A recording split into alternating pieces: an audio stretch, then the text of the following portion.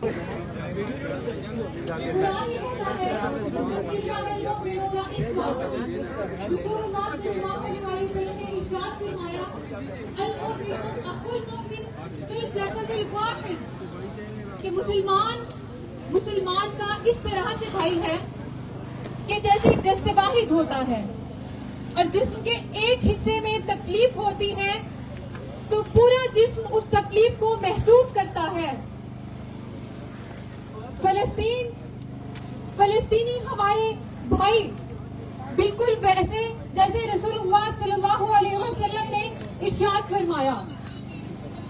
ان کی تکلیف میں پاکستان میں ایک فرد واحد کھڑا ہوتا ہے، اور اس فرد واحد کی راہوں میں تمام رکاوٹیں کھڑی کی جاتی ہیں، ہر حربہ استعمال کیا جاتا ہے.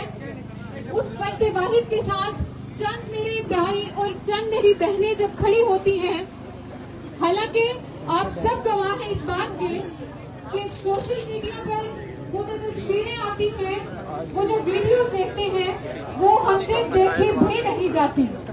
جس طرح سے چھوٹے چھوٹے بچوں کی لاشوں کے چیتھڑے اڑائے جاتے ہیں، حاملہ ماؤں کے پیٹ میں چھوٹے بچوں کی نسل کشی کی جا رہی ہے. آپ سب گواہ ہیں کہ ہم سے وہ دیکھا بھی نہیں جاتا، اور ہم فوراً سے اس ویڈیو کو، اس فوٹو کو اسکرول کر دیتے ہیں اور آگے گزر جاتے ہیں. ایک وہ چیز جس کو ہم دیکھ نہیں پا رہے، تو آپ اس چیز کا اندازہ کر سکتے ہیں کہ وہ جن پر بیت رہا ہے وہاں پہ کیا حال ہوگا. ایسے میں حق تو یہ بنتا تھا کہ ہم سب، اگر رسول اللہ نے کہہ دیا ہے کہ ہم جسد واحد ہیں، ہم سب پہ فرض تھا کہ ہم جسد واحد کی طرح باہر کھڑے ہوتے، ہم سب ان کے لیے آواز بلند کرتے. ہم نے کیا کیا کہ ان کے حق میں آواز بلند کرنے والے شخص کے نام میں رکاوٹیں کھڑی کی، ان کو گرفتار کیا.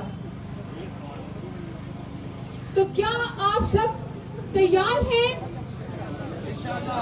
ہم سب اپنے بھائیوں کے حق میں کھڑے ہونے کے لیے کیا ہم تیار ہیں؟ جناب سینیٹر مشتاق احمد خان صاحب، انہوں نے جب جوان مرد ہمت سے کام لیا اور وہ وہاں پر پہنچے، جس کا کسی کو بھی گمان نہیں تھا، کوئی سوچ بھی نہیں سکتا تھا. یہ ایک تانا جو آپ سب نے سنا ہے، یقیناً سوشل میڈیا پر بھی دیکھا ہوگا کہ ایک پولیس والے نے